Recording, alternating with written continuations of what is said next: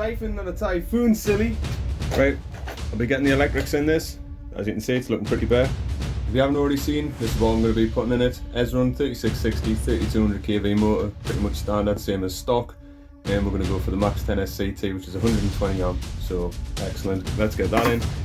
So I'll also be pairing it up with the DumboRc and with the X6FG receiver, so that's got the gyro on. But one thing you're going to have to know when you're doing this, when your dual rates are set to 100, you're going to run into a little issue just under here, and I'll show you that when it comes to it. So before you start fitting anything into your car, what I'd suggest is get everything out the box, and you want to get it all connected. Right, so first off, if you can see that, all dual rates and everything set to centre, and those are set to 100%. I've got everything hooked up, motor into the ESC, A, B and C. Although it's not a sensored system, we're just going to run like that for now. I've got this powered up into here, so that's already in there, and this is what we're going to concentrate on. Battery, it doesn't matter. So switch your control on, switch your system on, there we go, very nice. Test the motor, working fine. Right, I'll get you put on the stand and I'll show you what the crack is with this. There we are, guys, I've got everything set, as you can see there, 100%, and everything's in the centre. But when you're turning with this, if I turn left, it throws it away, but keep your eye on this little lump in there, and watch your servo saver at the same time. See how the servo saver's having to work? Because the horn actually pushes. You see that little ridge inside of there? So the servo horn, sorry, hits inside of there, yeah? And that's at 100%. So if I turn this dual rate down to just under 75, as you can see there, it's just under 75. When I turn now, it's still going to need a little bit more.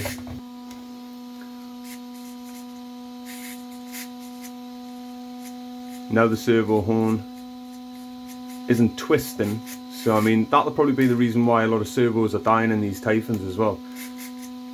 I know the SLT3, when you go into the options, you can do your dual rate left and you can do your dual rate right, or whatever it is. But when you're switching out for the DumboRc and it's at 100%, you're going to smash your servo straight away if you don't pay attention to when you're setting this horn. And as you can see there, I've lined the horn up with that line there, so it's easy as pie with these. So obviously now that I've got my servo set inside the box and the arms fitted, I'll be fitting this first. That just goes in there, add your 4 screws. Once you've got all 4 fitted, you can turn your wheels and that'll show that arm. And then what I like to do is I just like to get my hex head, put it in there, and line both of them up with that first. So it's there or thereabouts. And then when it comes to putting this screw in, it should be way easier.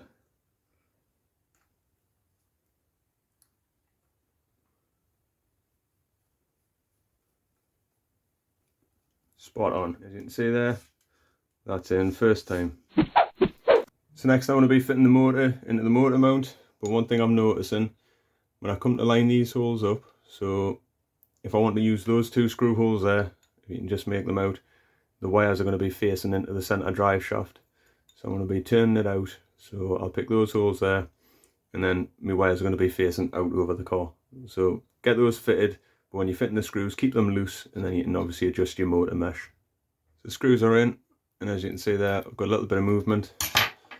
What I'm going to do is just sit that on, push it on, and don't forget that little screw. Now I want to be sticking the pinion on.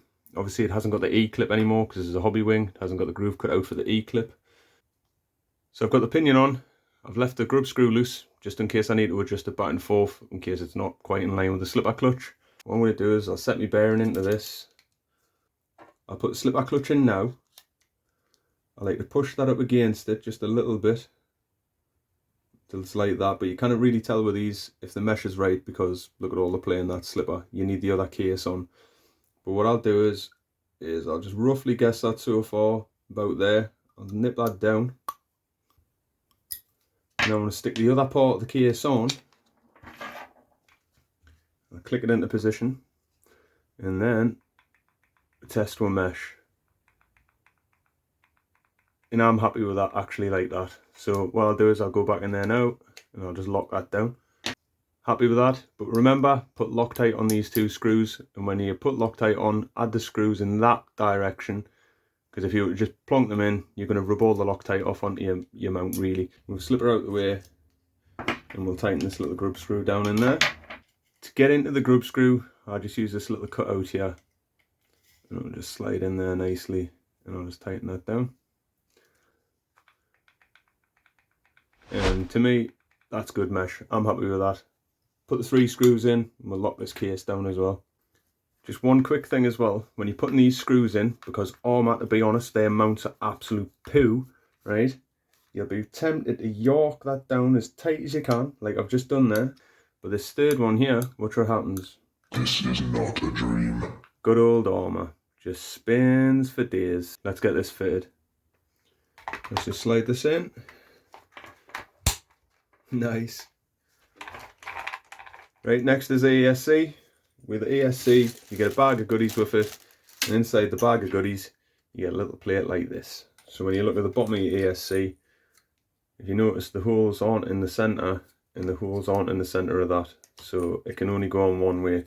If you put it on that way, as you can see, you're not going to really get much of a movement or fixing in there, and it just doesn't look right.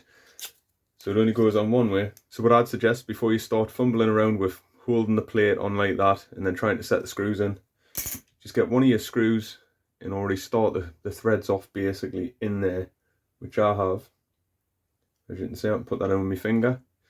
Right, so do that first, then add your plate on, and then when it comes to doing this, it's going to be way easier. Line up, you son of a bitch. So that's all fitted, and with the lid on, that's obviously going to sit on top of the lid like that. Before I do that, I'm going to be curling this wire up like you've probably seen in one of my videos before, just across a screwdriver. So you can see there, it's all been twisted round, and if you just slide that out, now it's considerably shortened that lead anyways, hasn't it? The trick is now to get all of that wire sat inside of that box, obviously so it's waterproof. I'll do that and I'll tell you how I struggled on it. Right, so if you guys can make that mess out, all I've done is I've just plugged it in, shoved as much wire in as I can, but leave myself enough slack so by the time the lid goes on, I can just swing that round and then get the lid screwed on as well. It's just sat around the edge of the case there, coming along where the aerial is. So let's get that on. And once you've got it in position, you want to lock that down obviously, because then that's your lid and your ESC getting screwed into place, which I think is absolutely shocking, to be honest. It seems like a right pain in the backside. And I nailed that one without even looking. Now we've just got to figure out a place for the power button. You could plug your heat sensor in now if you want to do, since it's got plenty of space to get your fingers in. Just get that in there. In there. One thing I've noticed though, and I don't really like the look of it, is there's an almighty gap underneath there, and that's going to have a lot of flex in it. So I can imagine this is going to snap, and then eventually I'll just end up gluing that to the top. But anyways, that being said, I'm going to be sticking these cables in A to A, B to B, just because, right? Anyways, once I've fitted that, I'll start it up again, I'll give it a little check, and if it's running backwards, all I'll do is I'll switch the outer 2 cables, so it'll be C to A and A to C. What I'll do is I'll just spin this round to get this little locker in, just like that.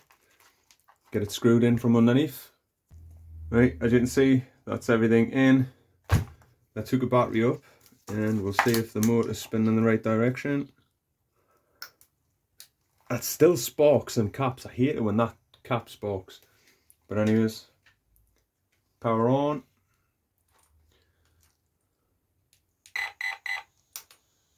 Yes, here we go.